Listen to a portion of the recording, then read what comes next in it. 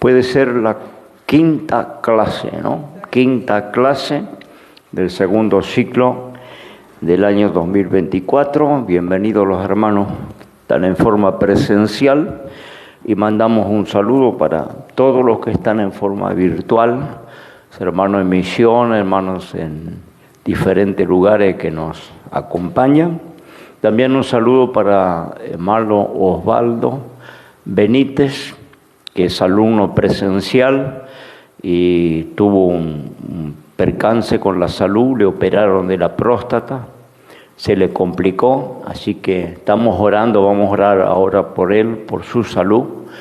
Es alumno ya del año pasado y nos acompañaba siempre, ¿no? Así que estamos orando, mandamos un saludo para él y bueno, que Dios esté haciendo la obra. Y también para los hermanos en misiones que nos acompañan, tenemos hermanos en San Luis, hermana Lorena Viera, hermano Sergio, hermano Daniel Centeno, su esposa, la hermana Adriana en Córdoba, los hermanos Torres, Norma y sus hijos, sus nietos en Santa Cruz. Bueno, no quiero olvidarme de nadie, ¿no? Pero todos los hermanos que nos acompañan de diferentes lugares, que Dios les bendiga y ya estamos dando comienzo entonces la quinta clase. Yo estoy con ética cristiana y Pablo luego está con los ministerios. Oramos al Señor. Padre, en el nombre de Jesús te bendecimos y te damos gracias por la oportunidad que nos brinda de hoy congregarnos en tu nombre para estar desarrollando esta clase, a donde vamos a aprender de ti, la palabra, Señor, nos ilumine para la salvación.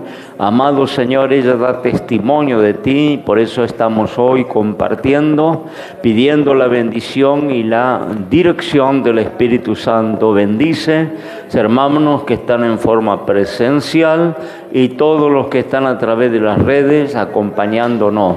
Que sea de provecho, que sea de edificación todo lo que vamos a compartir en esta noche. En el nombre de Jesús, amén y amén. Reciba su asiento, Señor.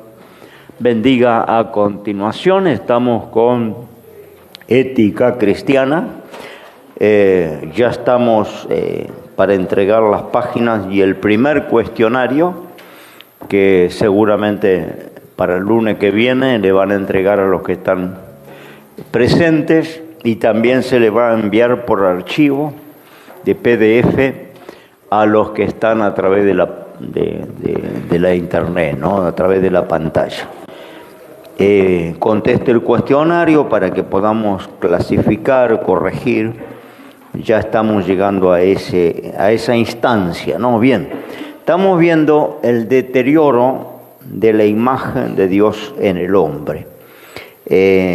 Dijimos que cuando el hombre es creado la imagen y semejanza de Dios, es por el hecho que Dios lo hace un ser personal en donde se iba a reflejar la imagen divina, ¿no? Esto se refiere que el ser humano iba a tener intelecto, emociones y voluntad, ¿no? Esta también iba a heredar la inmortalidad y la personalidad, inclusive para enseñorear en la tierra y en toda la naturaleza que Dios había creado. En esa parte es la imagen y semejanza de Dios. No podemos imaginarnos que Dios tenga piernas, Dios tenga brazos, Dios tenga ojos, tenga oídos, ¿no? Es decir, cuando la Biblia habla de la mano de Dios, el oído de Dios, que Dios ve, la mirada de Dios, lo pone en un ejemplo, ¿no? Para que nosotros humanos limitados, finitos, podamos entender, ¿no? Podamos asimilar. Que quiere decir que Dios también tiene personalidad, Dios también tiene emociones y Dios también tiene voluntad. En esa área hemos sido creados a la imagen y semejanza de Dios, es decir, somos seres con personalidad. El ser humano iba a ser inmortal, la inmortalidad se trunca cuando el hombre desobedece. Todos sabemos que en el huerto había dos árboles que significan dos límites o dos situaciones, no tiene que ver específicamente con un árbol, pero dice que estaba el árbol que se le prohibió tocar, el árbol de la ciencia del bien y del mal, y también había otro árbol que era el de la vida. Ese estaba en el medio del huerto. Cuando el hombre desobedece, cruza el límite. Podemos bajar un poquito, hermano, del sonido, está demasiado alto, me parece. Cuando cruza el límite y desobedece, se le impide acceder al árbol de la vida. Por una barrera los expulsa al Señor del huerto y pone un ángel que custodie el camino al árbol de la vida. El árbol de la vida, vuelvo a decir, no era un árbol, no volemos en la imaginación religiosa, pensar que era una manzana, pensar que era un árbol de pera, de naranjo. No, era un límite, era algo que el hombre tenía que respetar, no podía tocar. Hubiera sido un árbol, una flor, una planta de hoja, hubiera sido un tronco, lo que hubiera sido era un límite. Cuando el hombre cruzó ese límite, desobedece y se le impide el camino al árbol de la vida. El árbol de la vida, todos sabemos que es Jesucristo, el Hijo de Dios. Es decir, que cuando nosotros nos convertimos, hemos accedido, hemos comido del árbol de la vida. Porque el que come del árbol de la vida, lo dice por allá Ezequiel, va a tener vida eterna, ¿no? El árbol de la vida era Cristo. Y lo dice claramente el Señor en Génesis, no sea que coma del árbol de la vida y viva para siempre, ¿no? Quiere decir que si él accedía, si él obedecía, Adán y Eva obedecían, se les iba a permitir comer del árbol de la vida. Se les iba a permitir, ¿no?, acceder a la vida eterna. Habían sido creados con un propósito de inmortalidad. Ese propósito se quiebra y entra la muerte por la desobediencia.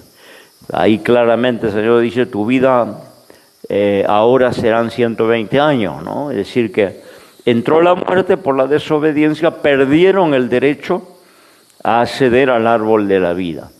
Pero cuando entendemos que Cristo era el árbol de la vida, comprendemos que no era un árbol de hoja y de fruta, era otra cosa. Lo mismo el árbol de la ciencia del bien y del mal, no era un árbol, una manzanita que comieron, sino era, ¿no es cierto?, una forma de límite que ellos debían respetar y que ellos cruzan. Y cuando cruzan ese límite, ¿no es cierto?, adquieren el despertamiento de la conciencia, pierden la inocencia.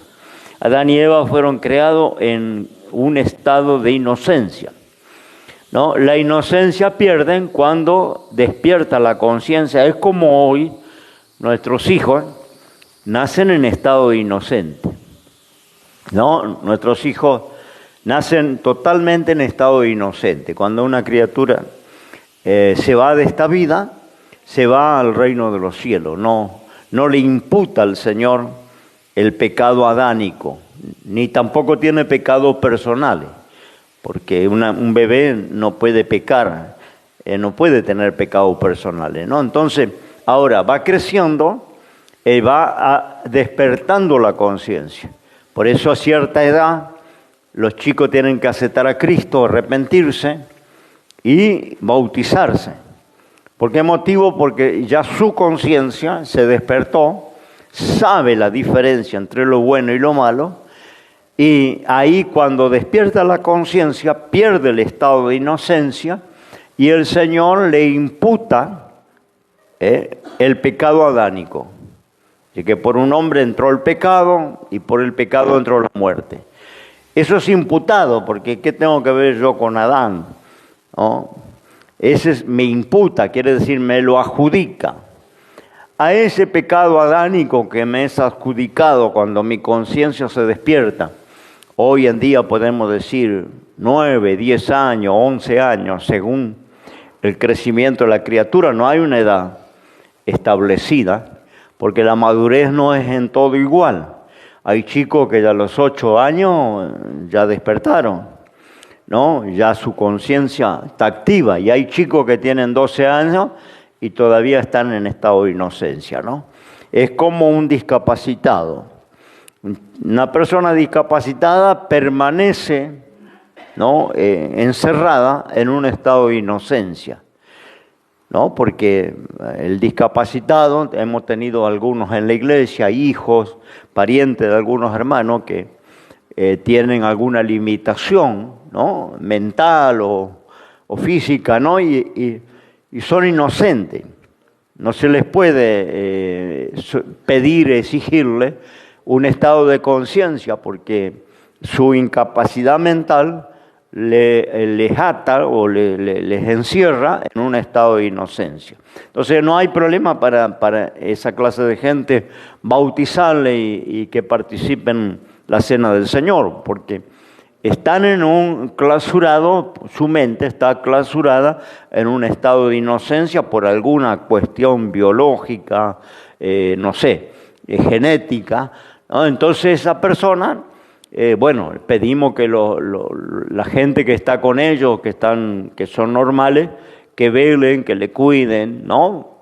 Que velen por su conducta espiritual, pero están en un estado de inocencia. Y los chicos igual. Ahora, el chico no hay una edad preestablecida para que se conviertan y se bauticen. No hay una edad, porque vuelvo a decir, el crecimiento y la madurez no hay una regla, no es en todo igual. Algunos chicos desarrollan antes, otros desarrollan después. Es como la madurez espiritual. Madurez espiritual no podemos decir, bueno, tiene 2 años de creyente, ya es maduro. No, hay gente que tiene 20 años de creyente y no maduró nunca, ¿no? Porque usted le tiene que arrastrar para que sirva a Dios, ir a buscarle porque se encapricha, se enoja, viene alguna enseñanza y se enoja y dejan de congregar, ¿no? Viven pecando, ¿no? Y tienen 20 años dentro de la iglesia. Y hay gente que se convirtió hace 6 meses y es maduro, es responsable, aprendió, le enseñamos los deberes de un creyente y no tenemos dolor de cabeza, ¿no? Entraron y se afirmaron y sirven al Señor y permanecen porque están maduros espiritualmente. Y hay otros que están 20, 30 años en la iglesia y tenemos un dolor de cabeza porque 2 por 3 se empaca, 2 por 3 se encapricha, se enoja, se ofende, no sabe usted cómo tratarle porque si le dice algo se enoja, se levanta, se ofende. Entonces, no quiere decir el tiempo, no funciona por antigüedad, la madurez, ¿no? Porque algunos dicen, yo tengo 10 años en la iglesia, sí, no tiene nada que ver. Puede tener 20 años en la iglesia, puede haber nacido en el Evangelio y ser un inmaduro, porque no cuida su vida con Dios, no congrega, no obedece, no respeta a sus pastores, bueno, en fin, un montón de cosas, y tiene 20 años dentro de la iglesia. Y hay otros que se convirtieron el año pasado y son una maravilla, ¿no? Y lo mismo son los chicos, y usted sabe, todo el que tiene hijos, que todos nuestros hijos no maduran igual. Por ahí usted tiene un pibe con pelo en la pata, con bigote, y es una criatura, porque no es responsable de nada. Es un tiro al aire. Y tiene capaz 18 años, 17 años, un tiro al aire. ¿Mujer o varón? Y por ahí tiene algún chiquito de 8 o 9 años. Es una maravilla, porque ha entendido las cosas de Dios, persevera, guarda lo que tiene que guardar, ¿no? Tiene una conducta cristiana y tiene 9 años, o tiene 10 años, ¿no? Entonces nuestros hijos son diferentes, aunque tengan el mismo padre y la misma madre, no maduran todos igual. Entonces cuando vamos a pedirle la profesión de fe a un chico y el bautismo, es cuando despertó su conciencia.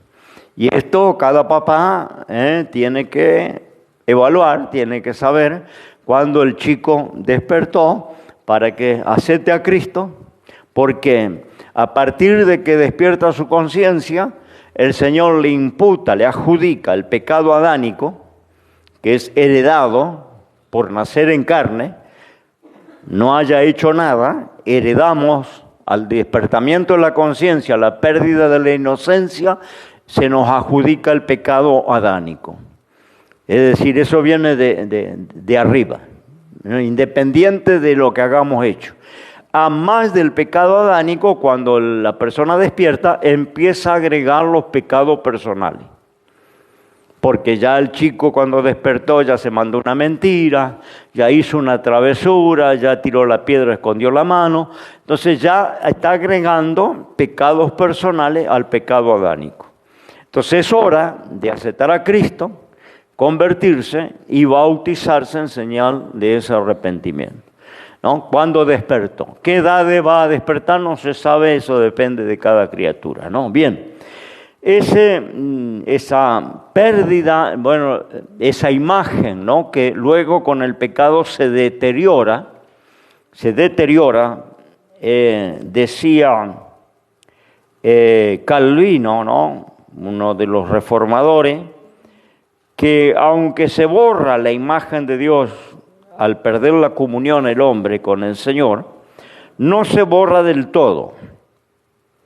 Algún vestigio de la imagen de Dios, aún en el incrédulo más, ¿no es cierto?, más acérrimo, le queda algún rastro de la imagen de Dios. El criminal más grande, el violador, el que está dentro de la prisión por sus delitos, no es totalmente malo, ¿no? Algún pequeño rincón en su corazón le queda algo de la imagen de Dios.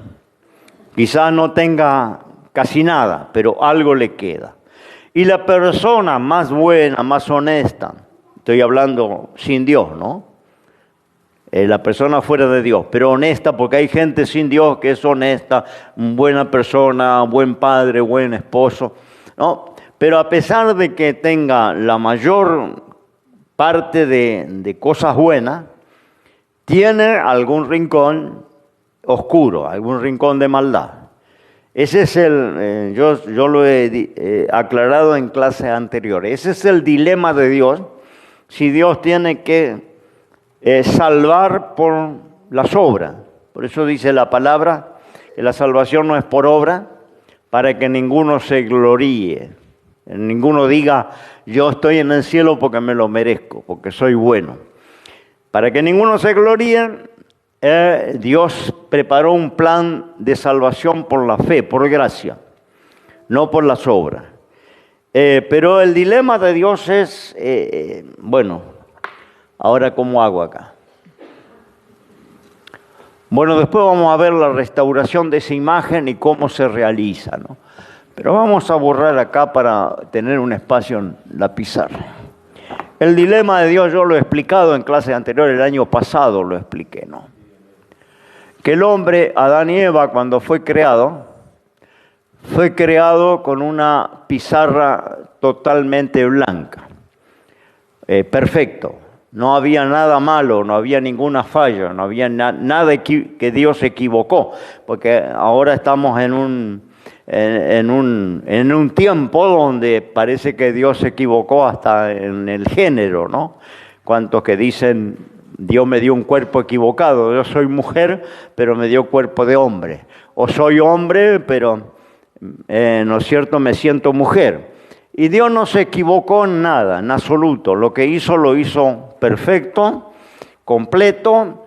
El hombre fue creado totalmente bueno. No había nada defectuoso.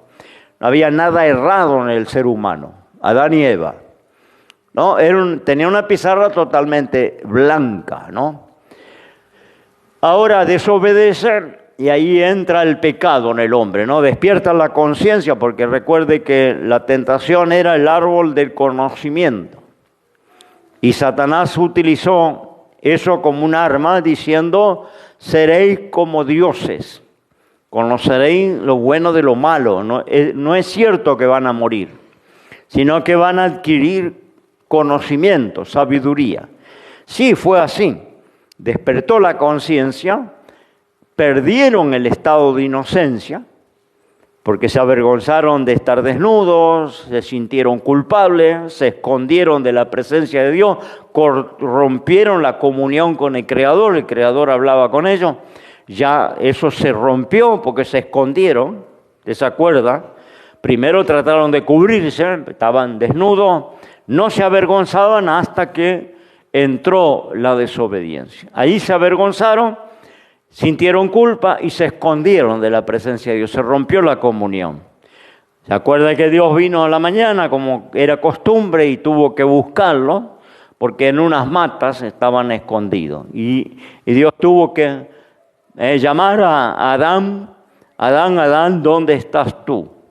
Y le pregunta, ¿por qué te escondiste? Porque tuve miedo, ¿no? ¿Y quién te enseñó que estaba desnudo? ¿No? Porque ni tenían conciencia, en el estado de inocencia, un bebé la mamá lo puede dejar desnudo en la cunita todo el día si hace calor, y el bebé no tiene pudor, no tiene vergüenza. No le importa quién le mire, que los hermanitos, los primos, pueden estar la abuela, alrededor de la cuna y está desnudito y no tiende a taparse, a cubrirse, porque no tiene conciencia. El estado de inocencia es no tener el discernimiento de lo bueno y lo malo. ¿No? La criatura te le deja en la mesa y se va dando vuelta y se cae de la mesa, se puede romper la cabeza. No tiene conciencia del peligro, no tiene conciencia de a lo que está expuesto, no tiene conciencia. Es la pizarra blanca, estado de inocencia. Luego de la desobediencia, esa pizarra, ¿no? Esa pizarra que era blanca, ¿no? Se convierte en algo como esto.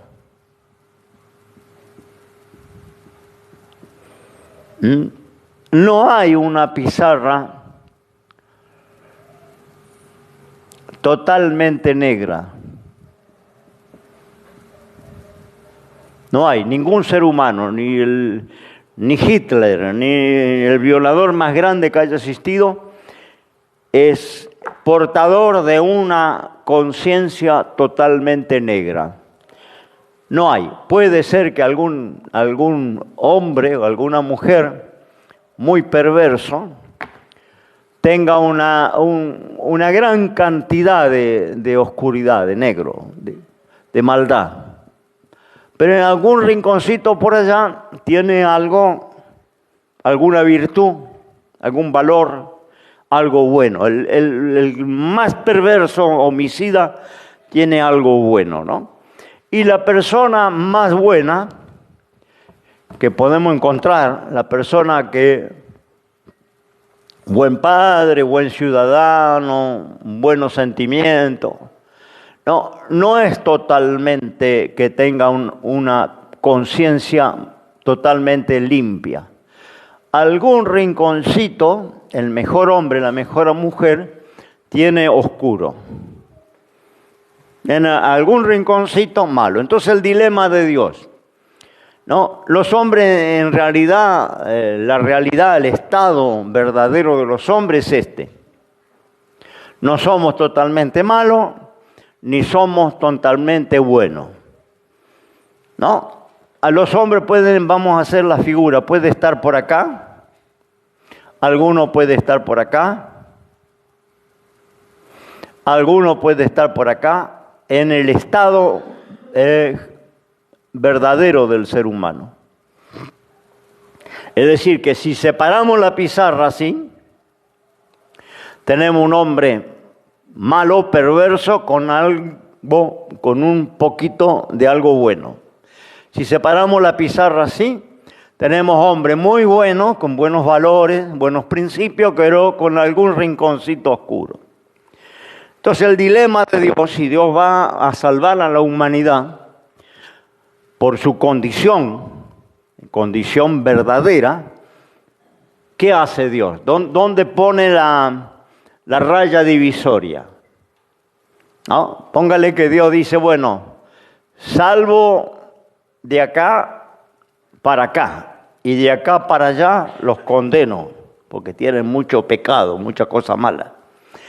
Pero Dios no estaría siendo justo porque dejaría entrar gente que tiene un rinconcito, tiene algún asunto, tiene algún cadáver en el placar, vamos a decir, ¿no? Por decir algo. No, y si, no sé, Dios está en ese dilema, estaba en ese dilema, entonces, ¿qué hace Dios? Dios le imputa esto, esta es la posición real de todos nosotros. No somos todo malo ni somos todo bueno. Hay una mezcla. En diferentes personas somos una mezcla, estamos en esta posición. Algunos hemos venido al Señor, otro medio por acá, otro por acá y otro allá en la punta, ¿no? Donde casi no hay nada bueno. Todo malo. Entonces, ¿qué hace Dios? Dios imputa, porque dice la Biblia, todos pecaron, todos están destituidos de Dios, de la gloria de Dios. No hay un solo bueno, no hay un solo justo, no hay quien busque a Dios. No es verdad, no es la posición real. Esa es la posición imputada. Dios mete a todo bajo pecado. Todos pecaron. Todos están condenados. No hay un solo justo, no hay ninguno que haga lo bueno. Todos destituidos de la gloria de Dios. Eso no es real. Eso es la posición que nos imputa el Señor, que nos adjudica, para decirlo en otra palabra. Entonces, cuando nos condena a todos, porque dice todos pecaron, todos están destituidos, no hay ni uno que sea salvo, ¿no es cierto? Al creer en Cristo, al aceptar el sustituto, al aceptar la redención, la expiación, por medio de Cristo que carga nuestros pecados, que paga nuestras culpas, sufre nuestros dolores. Al creer en Cristo por la fe, sin tener que ver nuestras obras, al creer en Cristo, de esta posición que no es real, esta es la posición imputada. De esta posición imputada, al creer en Cristo, recibimos como posición imputada, tampoco es real, posición imputada, una pizarra totalmente blanca.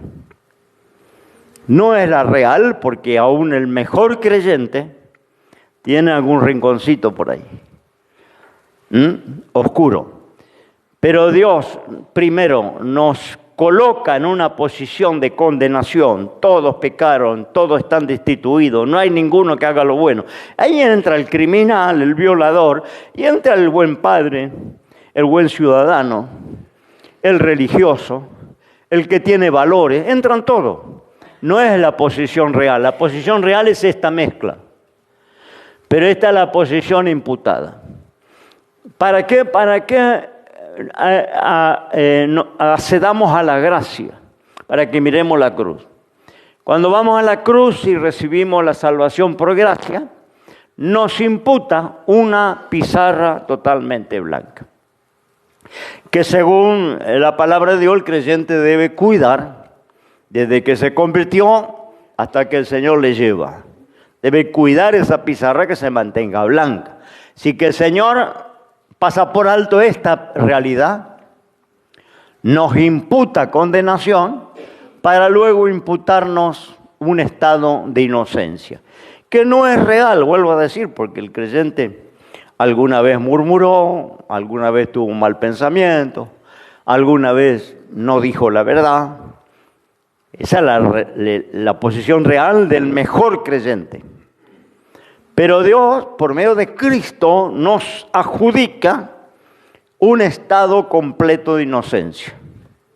Entonces, la responsabilidad nuestra es mantener ese estado de inocencia desde que conocimos a Cristo para adelante, no desde Cristo para atrás.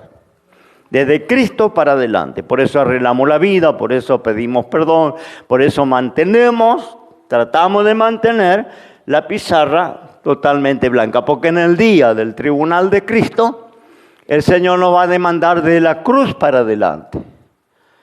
Vamos a tener que dar cuenta, no de la cruz para atrás. Eso fue borrado, sepultado, nunca más traído a memoria, de la cruz para atrás. Pero de la cruz para adelante, si yo tengo rencores, tengo faltas, pecados no confesados, eso voy a tener que compadecer ante el tribunal de Cristo. El tribunal de Cristo no va a ser para condenación, no es un juicio de condenación, pero sí un juicio de galardones, de reprensión, de exhortación. Va a ser un juicio donde va a haber lágrimas, de arrepentimiento, ¿no? De cosas que hemos hecho mal, cosas que hemos dejado de hacer. Es una conferencia, como hemos tenido acá el día domingo. Una reunión privada de Cristo con la iglesia. Ahí no va a haber incrédulo. Ahí va a ser solo la iglesia en una reunión, una conferencia con Cristo. Y ahí todo lo que hayamos hecho en el cuerpo, eso dice Pablo, ¿no? Sea bueno, sea malo, tendrá su recompensa. Ninguno va a ser condenado en ese tribunal, pero sí va a haber momentos de lágrimas, de arrepentimiento, de alegría, porque algunos van a ser galardonados, premiados, ¿no es cierto?, destacados por el Señor, y otros malos siervos que van a tener que, ¿no es cierto?, dar una explicación. Pero no es para condenación. Es como en la iglesia hemos tenido el día domingo nuestra conferencia, ¿no? A veces hay disciplina, a veces hay correcciones, a veces hay exhortación, pero no es para condenar a nadie. Porque ninguna disciplina es para condena, sino es para salud espiritual, para restauración, para arrepentimiento, para recapacitar. Para eso es la disciplina, ¿no?, que se aplica en la iglesia. Y a veces hay lágrimas, y a veces hay tristeza, y a veces nos sentimos bien mal, porque a nadie le gusta ser corregido y exhortado. Pero no es para condenación. La iglesia, todo lo que se hace es para edificación. No es para condenar a ningún hijo de Dios. Pero usted sabe que hay momentos en la iglesia cuando somos exhortados, corregidos, que no. Un hermano que fue corregido, disciplinado, no le gusta nada. Y se siente mal. Y se siente triste, ¿no? Pero es para restauración, para vida. Y lo mismo va a ser el tribunal de Cristo. No va a ser para condenación. Ahora, el otro juicio que preside el Padre, el tribunal de Cristo, preside Cristo con la iglesia. El juicio del trono blanco preside el Padre. Cristo va a estar, la iglesia va a estar, pero el que preside ese gran juicio va a ser el Padre. Y ese va a ser un juicio de condenación, no se salva nadie. Todos los que compadecen en el juicio del trono blanco van a condenación. ¿Para qué lo hace el Señor? Para que ninguno se justifique. Porque Él va a levantar a los incrédulos y va a levantar a los muertos. Dice que el mar va a entregar sus muertos, el infierno va a entregar sus muertos. Todos los seres humanos que han vivido resucitan para compadecer en el juicio del trono blanco. Y ese juicio no es para salvación, no se salva a nadie, para condenación. Pero ya la iglesia está glorificada y la iglesia compone, ¿no?, el tribunal junto con Cristo. El Padre preside como juez y la iglesia está presente conformando el tribunal. Lo dice Pablo escribiendo a los Corintios, ¿no? Cuando había en Corintio uno que se acostaba con la mujer del Padre y ellos tenían tanto amor, que le palmeaban la espalda al tipo y lo tenían ahí, no sé si en el coro, no sé si en la plataforma. Entonces Pablo dice: ¿por qué no juzgan? ¿Por qué no sacan ese perverso de entre vosotros? ¿No? Porque yo ya lo juzgué al tipo que hizo tal cosa. Júntense en ustedes y tomen una decisión.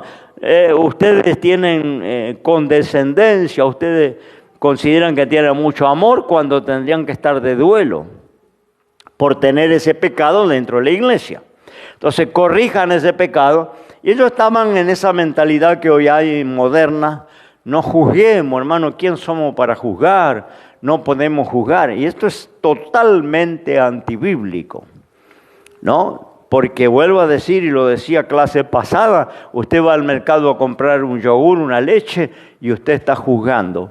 ¿Por qué? Porque tiene 40 marcas de yogur, Tiene 30 precios diferentes, tiene yogur firme, blando, con fruta, sin fruta, con cereal, sin cereal. Entonces usted va a la góndola, usted está juzgando qué marca me llevo, qué precio pago, cuál es el sabor que me gusta. Usted no vaya cerrando los ojos y agarra el que agarre. No, usted va a juzgar la fecha de vencimiento, si no está vencido, está en condiciones, si el precio se ajusta a la realidad, si el sabor es el que a usted le agrada. Entonces, ahora usted me está escuchando, usted tiene que estar juzgando lo que yo digo. No puede abrir la boca y tragarse todo lo que yo digo, ¿no? Porque el pastor, porque la iglesia. No, usted tiene que juzgar si lo que yo digo está de acuerdo a la Biblia, si lo que yo digo está de acuerdo al sentido común, al buen criterio.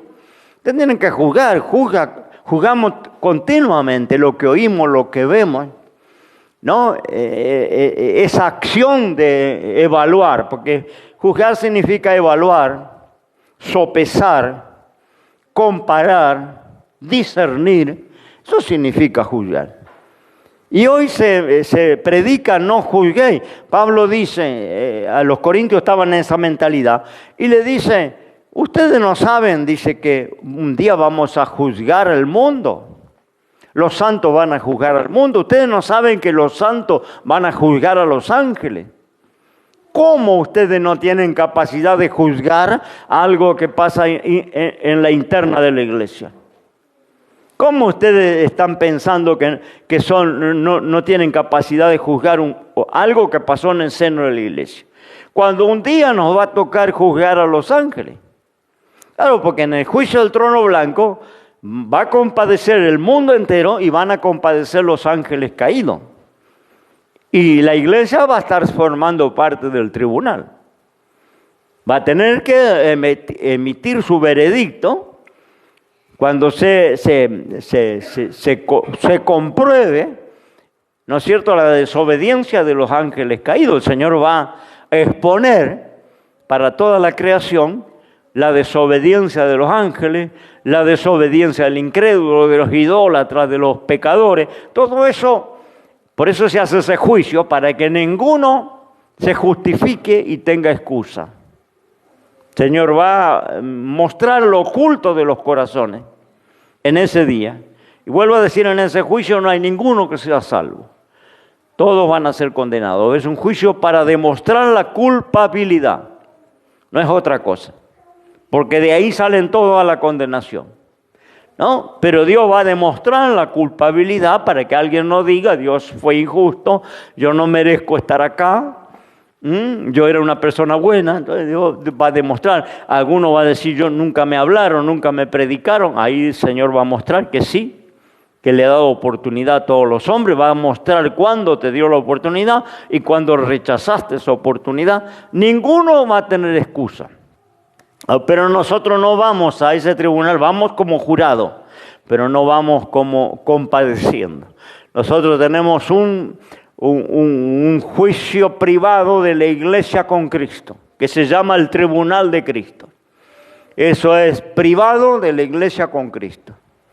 Y no va a haber ningún condenado, pero sí va a haber muchas reprensiones, exhortaciones, tirada de oreja, como le quieras llamar. Así que acostúmbrese acá, si la iglesia ejercita esto, porque allá va a ser más duro. Acá yo más o menos la puedo pilotear porque ¿quién conocerá el corazón del hombre? Pero allá mi corazón va a ser expuesto. Es decir, que no solo lo que yo hice mal, sino las actitudes del corazón, las intenciones. Porque el Señor hacía así y mis intenciones se van a poner a la luz.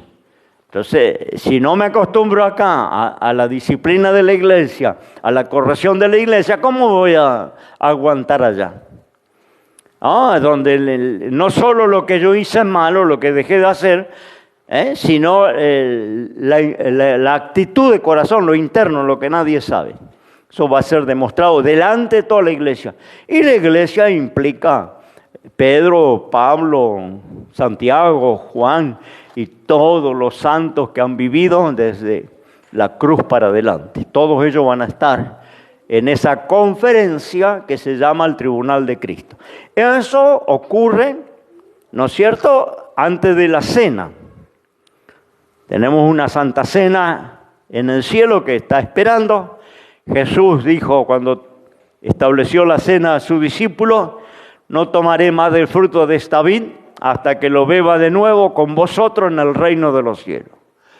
Así que hay una cena que va a precedir el Señor, no un pastor, y ahí va a estar toda la iglesia junto, la cena del Señor, la primera cena del cielo.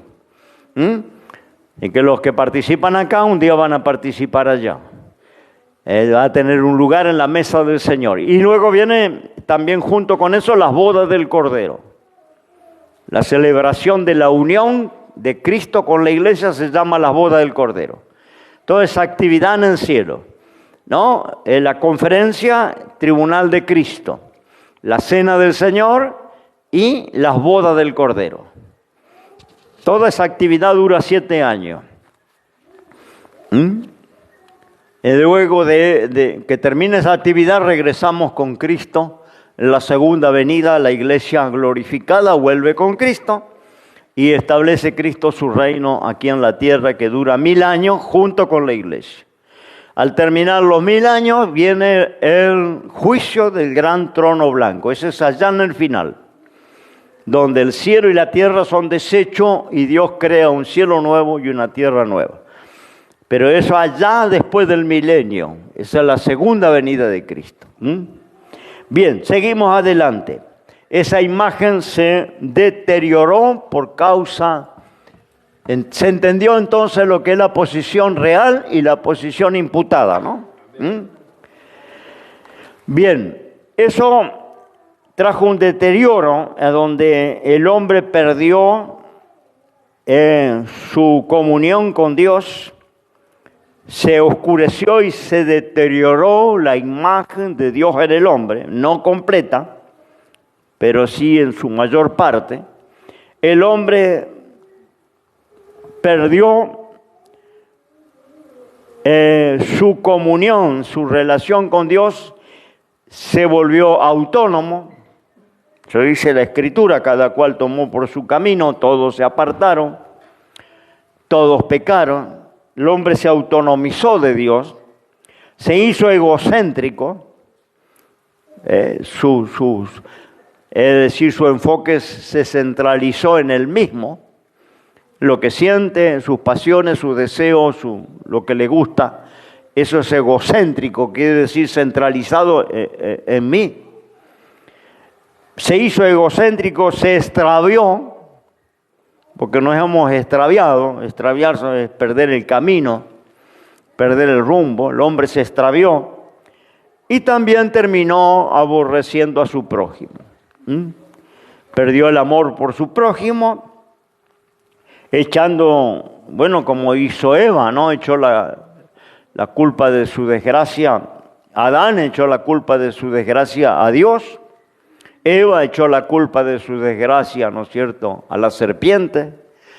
Cada uno se desentendió de su responsabilidad, ¿no? Porque sabemos que cuando Dios preguntó qué había pasado, por qué se había escondido, por qué tenía conciencia que estaba desnudo, el hombre dijo: y la mujer que me diste por compañera, ella me dio y yo comí. Es decir, que en cierta manera le culpa a Dios, ¿no? Si me hubiera dado otra compañera, no hubiera pasado lo que pasó, ¿no? La mujer que me diste por compañera, ella me engañó, me dio a comer y yo comí. Cuando le pregunta a Eva, ¿por qué comiste? Que yo te dije que no coma. Y la serpiente me engañó, me dio y yo comí. Y no le preguntó a la serpiente porque no sé a quién hubiera culpado, ¿no? Ahí terminó. Pero quiero decir que, vuelvo a decir, el hombre se volvió incapaz también de tomar responsabilidad, de discernir lo bueno de lo malo. Ahora, cuando el hombre pierde esta imagen, se echó a perder en su interior y perdió su lugar en el paraíso. Luego viene la restauración de esa imagen, porque Dios tiene compasión del hombre perdido y desde el principio hace la promesa de un redentor. ¿Sabe que en Génesis 3:15 está la promesa, apenas el hombre desobedeció, está la promesa de la redención? Génesis 3:15 le dice Dios a la serpiente, cuando maldice la serpiente, el animal que Dios usó para hacer la puerta de tentación, ¿no? Aparte, la serpiente no era como la conocemos. Ya lo expliqué también en clases pasadas, no quiero ser reiterativo, pero la serpiente perdió sus extremidades, perdió su atractivo y se debe arrastrar sobre su vientre y comer polvo todos los días de su vida, producto de la maldición de Dios. Porque Dios le dice en el verso 14, le dice Dios a la serpiente: por cuanto esto hiciste, maldita serás entre todas las bestias y entre todos los animales del campo, sobre tu pecho andarás y del polvo comerás todos los días de tu vida. La serpiente se convirtió en un animal repulsivo, ¿no? Tenemos aversión por la serpiente, nadie, a no ser alguno que le falla, ¿no? Que tenga alguna serpiente de mascota, porque el hombre por ahí tiene un escorpión de mascota, por ahí tiene una araña, pollito de mascota, pero bueno, por ahí tiene un león que se lo termina comiendo, o un puma que se lo termina comiendo, como ha pasado, pero estos son extremos.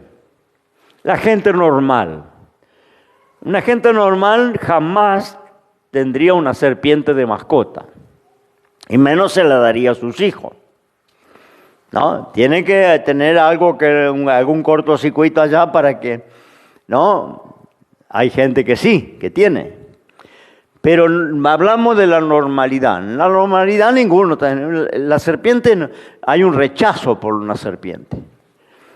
Nadie le acaricia como un gatito la panza a la serpiente. Así sea venenosa, si nos digan, no, es inecua, no tiene veneno, no, y a mí no me importa. No, sea venenosa, no sea venenosa, no es un animal de nuestro agrado. Y esto también es fruto de la maldición de Dios. No es que era así. Era un animal sumamente hermoso, quizás el más hermoso de toda la creación, para que Adán y Eva lo tuvieran como mascota. Era más lindo que un gatito, era más lindo que un cachorro de perro, más lindo que un monito, más lindo que no sé, de un faisán, un pavo real, un pollo. Era mucho más atractivo, ¿no? No sé cómo era, la Biblia no nos da detalle, pero era del más hermoso de todos y más atractivo y más dulce de todos los animales.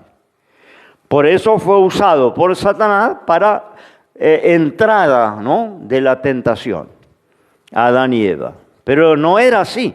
Este animalito pierde las extremidades, no sé si tenía patas, tenía alas, no se sabe. No sé si tenía pluma, tenía escama, no sé qué color era, no dice la Biblia, no. Y aventurar una idea sería una imaginación, ¿no? Pero un día vamos a saber. Era precioso y causa de ser un instrumento del diablo cae en la maldición, a donde Dios le dice que se va a arrastrar sobre su panza todos los días y va a comer polvo. Si tenía patas las perdió, si tenía alas las perdió, no sé. Lo que tuviera lo perdió.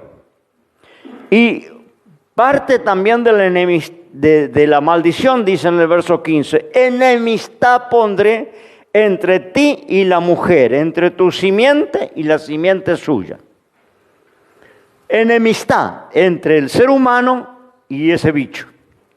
Y la enemistad llega a nuestros días porque, vuelvo a decir, yo he vivido en Misión, en la provincia, en Entre Ríos, y donde aparece una serpiente en el patio, la liquidamos. Nunca se me ocurrió agarrar una serpiente y hacer una jaulita para tenerle. Y he tenido mascotas porque me gustan los bichos, he tenido monos, he tenido iguana, he tenido carpincho, he tenido peludo, tatú mulita, he tenido toda clase de pájaros, de toda clase, gallina, pavo, chancho. Pero nunca se me ocurriría hacerle una jaulita para una serpiente. Y no voy a averiguar si es venenosa, no es venenosa, a ver si la cabeza da las pautas de la venenosa, si las escamas y el largo. No, donde vemos una serpiente, por lo menos yo que tenía hijos, chicos, familia, donde veía una serpiente, tratábamos de eliminarla inmediatamente, ¿no? Porque es un peligro. Entonces esa enemistad entre este bicho y los seres humanos llega a nuestros días. Pondré enemistad entre ti dice, enemistad entre ti y la mujer, entre la descendencia tuya y la descendencia de la mujer, que llega a nuestros días. Hay un rechazo, una aversión por ese bicho. Cualquier persona en sus cabales rechaza ese bicho, no lo queremos. Y dice, acá está la promesa de la redención.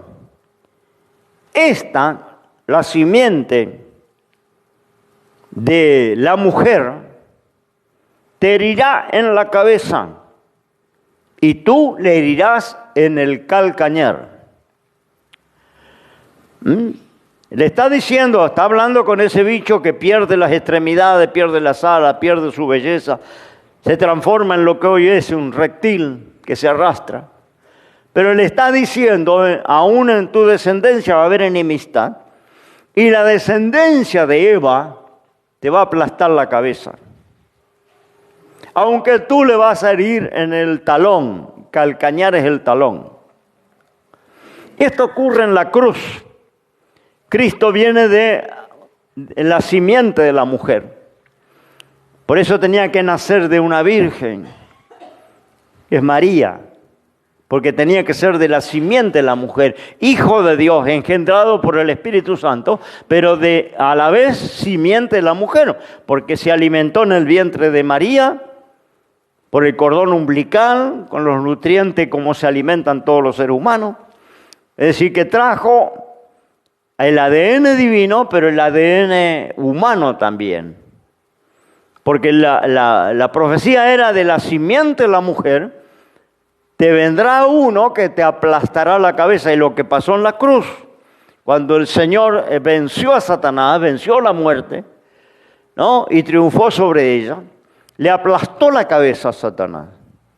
Satanás está derrotado, está condenado, está juzgado, está esperando nada más la resolución, el dictamen final. Pero está condenado.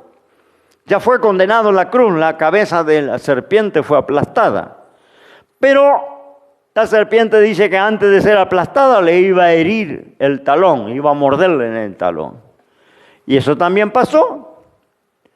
Porque parecía que le había inyectado el veneno, ¿no? La serpiente que Cristo muere y es sepultado, ¿no? Parece que ganó, parece que lo mató, parece que, ¿no? Las tinieblas invadieron la cruz cuando el Señor entregó su espíritu y se vinieron tinieblas, se partieron las rocas, la tierra. Porque fue una victoria aparente, le hirió el talón. Pero al tercer día resucita, ¿no? Quiere decir que el veneno no le hace efecto, no, la muerte no le pudo retener, resucita al tercer día. Y se cumple esta profecía que allá en el huerto el Señor estaba ya dándole la promesa de una redención para Adán y Eva.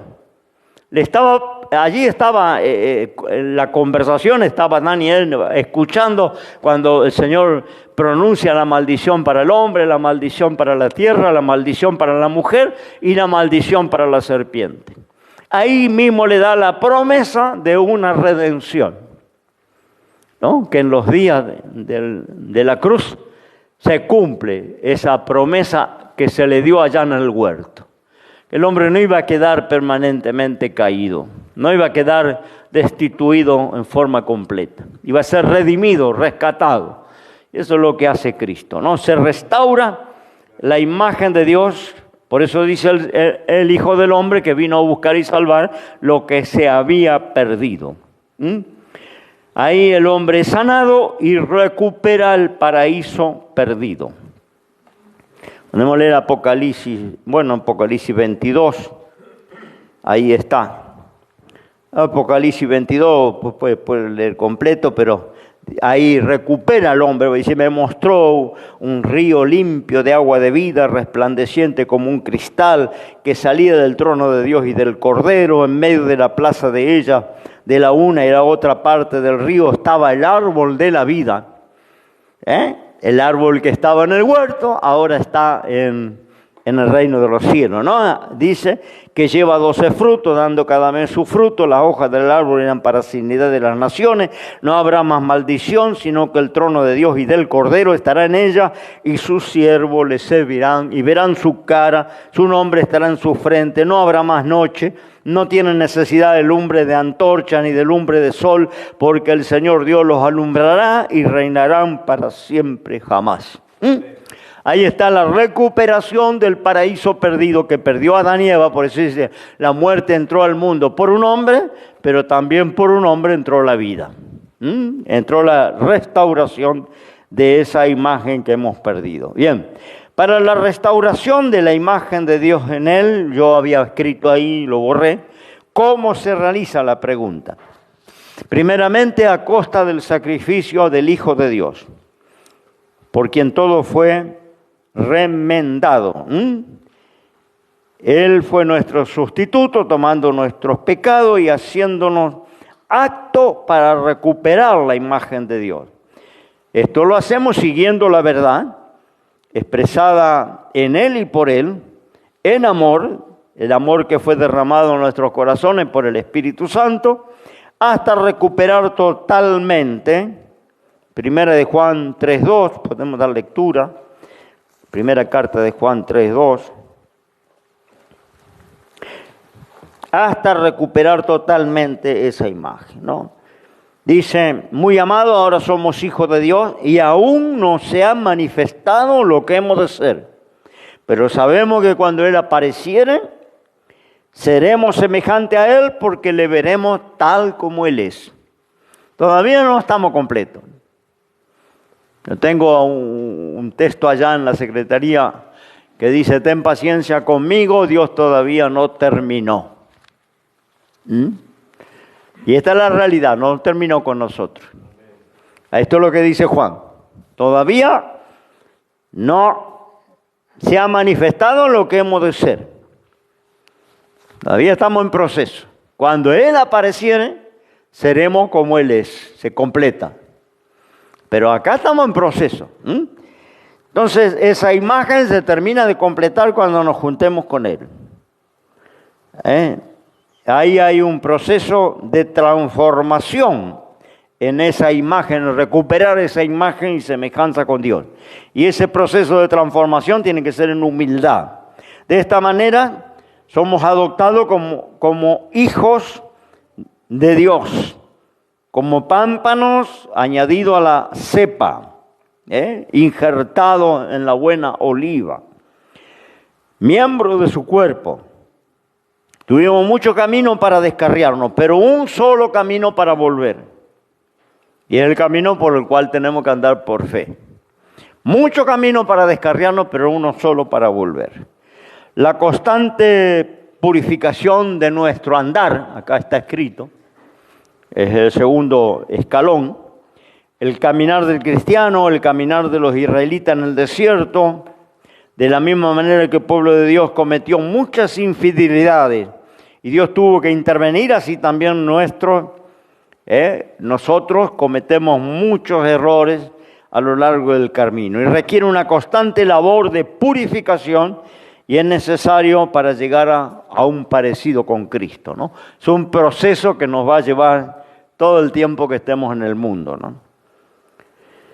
Bien,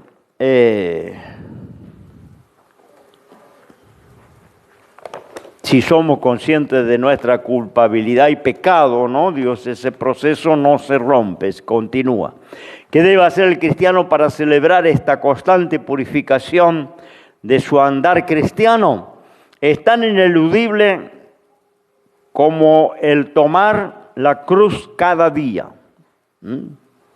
Seguir a Cristo significa la crucifixión del yo, lo puse acá. Seguir a Cristo, tenemos que morir a la egolatría, al egocentrismo, la muerte del yo. Por eso dijo el Señor que no toma su cruz y se niega a sí mismo, no es digno de mí.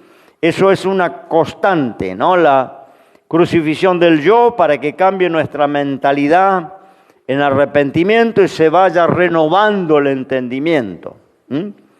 Es preciso que nuestros pensamientos se rindan cautivos a la obediencia de Cristo por la fe. El creyente que no acepta esta condición crucificada con Cristo, al yo, al mundo, hay que renunciar al mundo. Y hay que morir a la carne con sus pasiones y deseos. Eso es tomar la cruz. Cuando yo muero al egocentrismo, muero a la carne y las pasiones y renuncio al sistema del mundo. Ese es el proceso que me lleva a tener la imagen, recuperar la imagen y semejanza con Dios. Decía Pablo, llegar a la estatura de Cristo. Esa es la meta. ¿Cuánto nos falta, no? A llegar a la estatura de Cristo. Y no está hablando de la altura física, está hablando de la estatura espiritual de Cristo, ¿no? Esto tiene una dimensión ética para nosotros cuando se nos invita a tomar la cruz, a morir y resucitar con Él. Esto significa un estilo de vida. Es el amor que sufre. Cristo es el centro de la historia de la salvación para toda la humanidad. Antes y después de Cristo, la cruz separa la historia humana, de tal forma que el destino definitivo de todo ser humano depende de creer o no creer. Es decir, que la conducta y el comportamiento, termino acá, está tipificada como un fruto de una de estas dos cosas. La conducta y el comportamiento es el fruto de la fe o de la incredulidad. Yo decía que la calidad de nuestra fe tiene que ver con la conducta. Porque se puede tener la fe de los demonios. Creen y tiemblan, pero ellos no pueden obedecer. Santiago dice, ¿no? Tiene tu fe sin obra, tiene sin conducta, tiene fe sin conducta. Es la fe de los demonios. Muéstrame tu fe, muéstrame tu fe sin obra, que yo te voy a mostrar la mía por mis obras. Y no está hablando de la salvación, porque ahí hay una contradicción, ya termino, ¿no? Con la enseñanza de Pablo, que Pablo dice, no por obra, por fe, para que ninguno se gloríe. Y ahí viene la confusión de muchos cristianos, dicen, no por obra. Pero vamos a tomar lo que dice Pablo y vamos a tomar lo que dice Santiago. Santiago dice, la fe sin obra es fe muerta. Es la fe que tienen los demonios. Creen y tiemblan, pero no pueden obedecer. Entonces decía, en la enseñanza de Santiago, Abraham fue justificado por su fe o también por sus obras, cuando entregó su hijo. ¿No? Es decir, que Abraham fue justificado por sus obras. Y Santiago va más adelante. Dice, muéstrame tu fe sin obras, yo te voy a mostrar mi fe por mis obras. La conducta, el comportamiento, habla de la calidad de nuestra fe. ¿Qué puede ser fe muerta, sin obras, sin conducta, como tienen tantos hoy en el universo cristiano, una fe muerta? O puede ser una fe, ¿no?, con el fruto de la conducta, ¿no?, con el fruto del comportamiento. Esa es la fe que pesa, esa es la fe efectiva, esa es la fe de Dios, la que se puede, ¿no es cierto?, respaldar con la conducta y con el comportamiento. Esa es la ética cristiana. Bueno, me quedo por acá, va a venir el pastor Pablo y seguiremos. Lunes que viene vamos a entrar a ver un poquito el carácter, ¿no?, de Dios y cómo encontrar ese camino de conducta que habla la ética cristiana. Pero eso queda para el lunes que viene, yo me quedo por acá. No sé si hay preguntas, si no hay preguntas, oramos a Dios, le damos gracias y nos reencontraremos con esta clase el lunes que viene, donde va a recibir todo el material y el cuestionario. Oramos a Dios, amén. Padre, en el nombre de Jesús te doy las gracias.